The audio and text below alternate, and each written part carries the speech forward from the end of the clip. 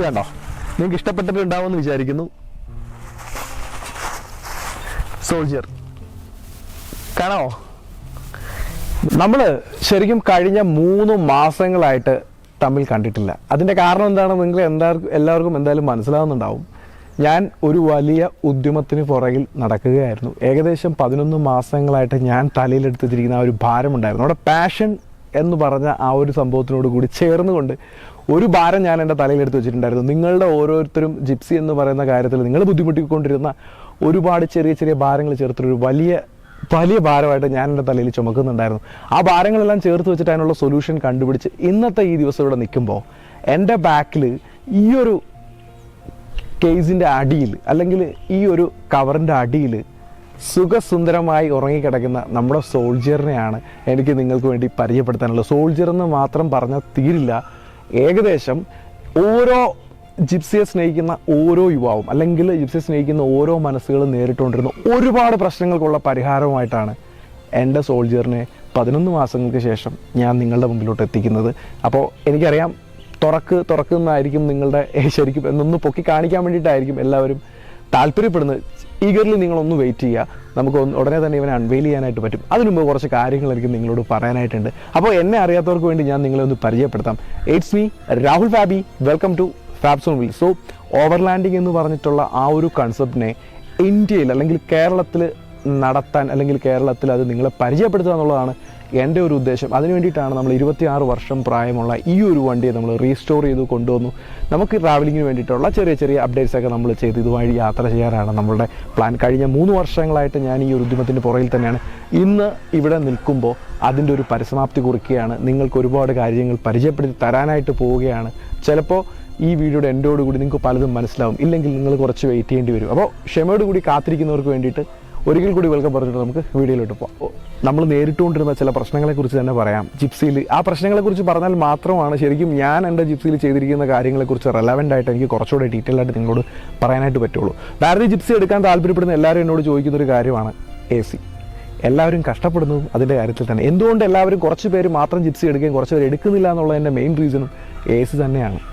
കാരണം AC എന്ന് പറയുന്നൊരു കാര്യം, ഒരു കൺവെൻഷണൽ AC നമ്മൾ വണ്ടിയിൽ ഫിറ്റ് ചെയ്ത് കഴിഞ്ഞാൽ ശരിക്കും അത് സക്സസ്ഫുൾ ആണോ എന്നൊരൊറ്റ ചോദ്യം എന്നോട് ചോദിച്ചു കഴിഞ്ഞാൽ 50% മാത്രം സക്സസ്ഫുൾ ആയിട്ടുള്ള ഒരു കാര്യമാണ്. കാരണം ഒരു 100 വണ്ടി നമ്മൾ AC ഫിറ്റ് ചെയ്യുമ്പോഴത്തേക്ക് ശരിക്കും ഒരു 25 to 50 അതിന് ആ ഒരു റേഷ്യോയിലാണ് ശരിക്കും വണ്ടികൾ, അതായത് പകുതി 50% മാത്രമാണ് ലോങ് ടേമിൽ നമുക്ക് സക്സസ്ഫുൾ ആണെന്ന് പറയാൻ പറ്റുള്ളൂ. ഞാൻ ഈ പറഞ്ഞുകൊണ്ടിരിക്കുന്നത് കൺവെൻഷണൽ ACയെ കുറിച്ചിട്ടാണ്. കാരണം നമ്മൾ സ്റ്റീമിൻ്റെ കംപ്രസറും അത് ഓൾട്ടോയുടെ കോയിലും ഒക്കെ ആയിട്ട് നമ്മൾ യൂസ് ചെയ്ത് എല്ലാവരും പല രീതിയിൽ മോഡ് ഓഫ് അതിനകത്ത് ഫിറ്റിംഗ് ചെയ്യുന്നുണ്ട്. ആ രീതിയിൽ നമ്മൾ ഫിറ്റ് ചെയ്തുകൊണ്ടിരിക്കുന്ന ACയിലുള്ള ബുദ്ധിമുട്ടിനെ കുറിച്ചാണ് നമ്മൾ നോക്കുന്നത്. അപ്പോൾ ആ പണ്ട് തൊട്ടേ ഇത് തന്നെയാണ് ചെയ്തുകൊണ്ടിരിക്കുന്നത്. നമ്മളും അത് തന്നെ ചെയ്തു. ഓൾറെഡി ഞാൻ ആ ചെയ്ത കാര്യങ്ങളൊക്കെ ലൈവായിട്ട് നിങ്ങളോട് പറഞ്ഞിട്ടുണ്ട്. അത് ഉപയോഗിച്ചുകൊണ്ടിരിക്കുമ്പോൾ എനിക്ക് പ്രശ്നങ്ങളോ കാര്യങ്ങളോ ഒന്നുമില്ലായിരുന്നു. അതിനുശേഷം കുറച്ച് കാലം എൻ്റെ നീണ്ട നാളത്തെ യാത്രയിൽ അതിൻ്റെ പ്രശ്നങ്ങൾ ഞാൻ നിങ്ങളോട് തന്നെ അപ്ഡേറ്റ് ചെയ്തിട്ടുണ്ട്. നിങ്ങൾ ഓരോരുത്തരോടും ഞാൻ പറഞ്ഞിട്ടുണ്ട്. നമ്മൾ പുതിയൊരു കാര്യത്തിൻ്റെ പുറകിലാണ്. എൻ്റെ വണ്ടിയിൽ ഏകദേശം ഒരു 2000 കിലോമീറ്ററിനുള്ളിൽ ഞാൻ AC ഫിറ്റ് ചെയ്ത് ഓടിച്ചു. യാതൊരുവിധ പ്രശ്നങ്ങളും ഇല്ല. ഒരു തരത്തിലുള്ള പ്രശ്നങ്ങളും ബുദ്ധിമുട്ടും നമ്മൾ നേരിടുന്നില്ല. മൈലേജ് ആയാലും വണ്ടിയുടെ പെർഫോമൻസ് ആയാലും ഒരുവിധ കോംപ്രമൈസും ഞാൻ ചെയ്തിട്ടില്ല. ഇതിൻ്റെ ബാക്ക് ടു ബാക്ക് കാര്യങ്ങളൊക്കെ ഞാൻ നിങ്ങൾക്ക് ലൈവായിട്ട് തന്നെ തൊട്ടടുത്ത് വരുന്ന വീഡിയോസ്, തൊട്ടടുത്ത് വരുന്ന വെച്ചാൽ ഇനി എന്തായാലും നിങ്ങൾ അടുത്ത വീഡിയോ കാണാൻ പോകുന്നത് ഒരു ഡേറ്റിലായിരിക്കും. ആ ഡേറ്റ് എന്ന് പറയുന്നത് ഞാൻ ഈ വീഡിയോയുടെ എൻഡിങ്ങിൽ പറയാം. ക്ഷമയോടുകൂടി ഒന്ന് കാത്തിരിക്കുക.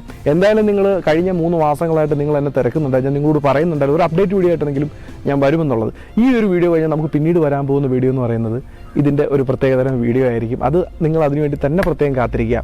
ഇന്ന് ലോഞ്ച് ചെയ്യുമോ ഇല്ലയോ എന്നുള്ള ചോദ്യത്തിനുള്ള ഉത്തരവും ശരിക്കും ഈ വീഡിയോയുടെ എൻഡിങ്ങിൽ മാത്രമേ നിങ്ങൾക്ക് കാണാനായിട്ട് പറ്റുള്ളൂ. അപ്പോൾ നമ്മൾ പറഞ്ഞു വന്നത് ഇലക്ട്രിക്കൽ AC നമ്മൾ സക്സസ്ഫുള്ളായിട്ട് ഫിറ്റ് ചെയ്തു. അതിൻ്റെ പ്രൂഫും കാര്യങ്ങളും ഞാൻ പറഞ്ഞ പോലെ നിങ്ങൾക്ക് ഞാൻ തരാം. വരുന്ന വീഡിയോസിൽ ഞാനത് ഷെയർ ചെയ്യാനായിട്ട് താല്പര്യപ്പെടുന്നു. ഒരു കാര്യം ഞാൻ നിങ്ങൾക്ക് ഉറപ്പിച്ച് പറയാം, ഒരു പ്രശ്നങ്ങളും ഇല്ല. ചെറിയ ചില മോഡ് ഓഫ് ഓപ്പറേഷൻസ് അല്ലെങ്കിൽ മോഡിഫിക്കേഷൻസ് നമ്മൾ വരുത്തി കഴിഞ്ഞാൽ ജിപ്സി ഇനിയിപ്പം ലേഡീസിനായാലും പ്രായമുള്ളവർക്കായാലും ബാക്കി അതിനിടത്തട്ടിലുള്ള ആൾക്കാർക്കായാലും പോലും വളരെ സിമ്പിളായിട്ട് AC വണ്ടി യൂസ് ചെയ്തുകൊണ്ട് നടക്കാൻ പറ്റും. ഇതെൻ്റെ വാക്കാണ് നിങ്ങൾക്ക് ഞാൻ തരുന്നത്, എൻ്റെ എക്സ്പീരിയൻസ് ആണ്. നിങ്ങൾക്കറിയാം ഞാൻ എൻ്റെ വണ്ടിയിൽ എന്തെങ്കിലും ഫിറ്റ് ചെയ്ത് കഴിഞ്ഞാൽ ഫിറ്റ് ചെയ്ത് എൻ്റെ എക്സ്പീരിയൻസിനോടൊപ്പം തന്നെയാണ് പലപ്പോഴും ഞാൻ എൻ്റെ അനുഭവങ്ങളും കാര്യങ്ങളൊക്കെ ലൈവായിട്ട് ഷെയർ ചെയ്യാറുള്ളൂ. അപ്പോൾ ഇലക്ട്രിക്കൽ ACയുടെ കാര്യം അത് തന്നെയാണ്. ഒന്ന് വെയിറ്റ് ചെയ്യുക. ഒരുപാട് കാര്യങ്ങളുണ്ട് അതിൽ വരാനായിട്ട്. നമ്മളതിൻ്റെ കിറ്റും കാര്യങ്ങളൊക്കെ എല്ലാം വികസിപ്പിച്ചെടുത്തിട്ട് കഴിഞ്ഞ പ്രാവശ്യം ഞാൻ ഇട്ടിരിക്കുന്ന ഇലക്ട്രിക്കൽ ACയിൽ വന്നിരിക്കുന്ന വീഡിയോ പോലെ അല്ല. ഒരുപാട് ചോദ്യങ്ങളുണ്ടായിരുന്നു. പകുതി ചോദ്യങ്ങൾക്ക് ഞാൻ ആൻസർ പറഞ്ഞിട്ടുള്ളൂ ആ വീഡിയോയിൽ. അതിനേക്കാളും വളരെ വളരെ ഇൻഡെപ്ത് ആയിട്ടുള്ള ചോദ്യങ്ങൾ നിങ്ങൾക്ക് ചോദിക്കാം. എല്ലാ കാര്യങ്ങൾക്കും അഭിപ്രായം പറയാനും അതിൻ്റെ ആൻസർ തരാനും ഞാൻ കേപ്പബിൾ ആണ്. ഇന്ന് എനിക്ക് അതിനുള്ള എക്സ്പീരിയൻസ് എൻ്റെ വണ്ടിയിൽ നിന്ന് എനിക്ക് കിട്ടിക്കൊണ്ടിരിക്കുന്നുണ്ട്. ഡേ ബൈ ഡേ നമുക്കത് മുന്നോട്ട് പോകുമ്പോൾ കുറച്ചുകൂടെ അറിയാനായിട്ട് വേണ്ടിയിട്ട് പറ്റും. ഈവൻ സെക്കൻഡ് ഓപ്ഷൻ എന്ന് പറയുന്നത് എന്നോട് എല്ലാവരും ഏറ്റവും കൂടുതൽ ഇലക്ട്രിക് എന്നോട് ചോദ്യം ചോദിച്ചിട്ടുണ്ട്, കാർബൺ ലീഫ് എങ്ങനെ ഉണ്ടെന്ന് എല്ലാവരും ചോദിച്ചിട്ടുണ്ട്. ഒന്നും പറയാനില്ല, ഔട്ട്സ്റ്റാൻഡിങ് എക്സ്പീരിയൻസ് ആണ്. കഴിഞ്ഞ 1.5 വർഷം മുമ്പാണ് ഞാൻ എൻ്റെ ബാക്ക് വീലിൽ കാർബൺ ലീഫ് ഇട്ടിട്ടുണ്ടായിരുന്നത്. കാർബൺ ലീഫിനെ കുറിച്ച് ഒന്നും പറയാനില്ല. അതിനോടൊപ്പം തന്നെ കഴിഞ്ഞ കാലങ്ങളിൽ നമ്മളൊരു ഇന്നോവയുടെ റിയർ ഷോക്സ് നമ്മൾ യൂസ് ചെയ്തിട്ട് നമ്മൾ കുറേ കാലം യൂസ് ചെയ്യുന്നുണ്ടായിരുന്നു. സോ ഇപ്പോൾ അതിനെ അപ്ഡേറ്റ് ചെയ്തിട്ട് നമുക്ക് പുതിയ ഷോക്ക് കിട്ടി നമ്മളിപ്പോൾ വെച്ചിട്ടുണ്ട്. അതും ഏകദേശം 2000 കിലോമീറ്ററോളം നമ്മൾ ഡ്രൈവ് ചെയ്തിട്ടുണ്ട്.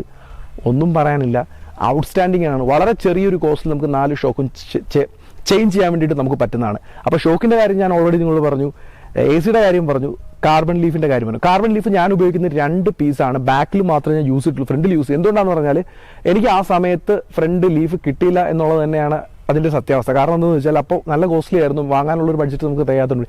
ഇനിയിപ്പോൾ ഫ്രണ്ടിലും കൂടെ മാറാനായിട്ടുള്ളൊരു പ്ലാൻ ഞാൻ ചെയ്യുന്നുണ്ട്. ഫ്രണ്ടിൽ നമ്മൾ ഇതുവരെ മാറിയിട്ടില്ല. ഈ 2 കാര്യങ്ങളും അപ്പോൾ നിങ്ങളോട് പറഞ്ഞു. ഇനി മൂന്നാമതായിട്ടുള്ള കാര്യം, നിങ്ങൾ ഏറ്റവും കൂടുതൽ വെയിറ്റ് ചെയ്തൊരു കാര്യമാണ് ശരിക്കും നമ്മുടെ ഹാർഡ് ടോപ്പ്. എൻ്റെ ബാക്കിൽ ഇപ്പോൾ ഇവിടെ കിടക്കുന്ന ഈ വണ്ടിക്കകത്ത് നമ്മൾ ഇന്ത്യയിൽ ആദ്യമായിട്ട് 100% കംപ്ലീറ്റ് ആയിട്ട്, അതായത് നമ്മൾ കമ്പനി വരുന്ന ഹാർഡ് ടോപ്പ് പോലെ തന്നെ ഉള്ളൊരു ഹാർഡ് ടോപ്പ് നിർമ്മിച്ചത്, അല്ലെങ്കിൽ അത് അതിൻ്റെ മാനുഫാക്ചറിങ് ചെയ്തത് നമ്മൾ തന്നെയാണെന്ന് നമുക്ക് അവകാശപ്പെടാൻ പറ്റും. അങ്ങനെ അല്ലാന്ന് നിങ്ങൾക്ക് അവകാശപ്പെടാൻ പറ്റുന്നെങ്കിൽ ഉറപ്പായിട്ടും ഞാൻ ചലഞ്ച് ചെയ്യല്ല, നിങ്ങൾക്ക് അതിനുള്ള വീഡിയോസ് എനിക്ക് തരാൻ പറ്റും. നിങ്ങൾ ക്ലീൻ ആയിട്ട് കാണാം. ഇപ്പോൾ ഇത് തുറന്ന് കാണിച്ചതിന് ശേഷമാണ് ഞാൻ ഇതിനെക്കുറിച്ച് സംസാരിക്കാൻ ശരിക്കും ബാധ്യസ്ഥനാണ്. എങ്കിലും ഞാൻ പറയുകയാണ്, എൻ്റെ എക്സ്പീരിയൻസ്, ഞാൻ ഓടിച്ച എക്സ്പീരിയൻസ് 100% ഒറിജിനാലിറ്റിയിൽ 100% പ്രൊഫഷണലായിട്ട് നമ്മൾ നമ്മുടെ ഹാർഡ് ടോപ്പ് ചെയ്ത് കഴിഞ്ഞിട്ടുണ്ട്. അതിലും ഒരുപാട് കാര്യങ്ങൾ നിങ്ങൾക്ക് വേണ്ടിയിട്ട് വെയിറ്റ് ചെയ്യുന്നുണ്ട്.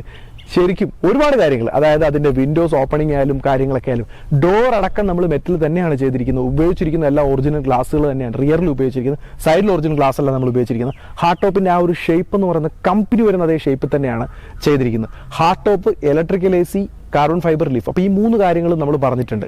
ഈ 3 കാര്യങ്ങളുമായിരുന്നു നമ്മുടെ വണ്ടിയിൽ ക്ലീൻ ആയിട്ട്. പിന്നെ വണ്ടിയിൽ ഇരിക്കുമ്പോൾ കംഫർട്ടിൻ്റെ പ്രശ്നങ്ങൾ, വണ്ടിക്കകത്ത് നമുക്ക് ആംറസ്റ്റ് ഇല്ല, ഹാൻഡ് റെസ്റ്റ് ഇല്ല. അപ്പോൾ പൊങ്ങല്ലേ, കാരണം ഇവൻ ചിലപ്പോൾ എന്നെ ചതിച്ചിട്ട് ചിലപ്പോൾ പൊങ്ങിയിട്ട് നിങ്ങളെ കാണിക്കാനുള്ളൊരു ചാൻസ് ഉണ്ട്. അതുകൊണ്ട് ഞാനത് താത്ത് തന്നെ ഇടുകയാണ്. നിങ്ങൾ കാണാൻ സമയമാവുന്നുള്ളൂ, ഞാൻ കാണിക്കാം.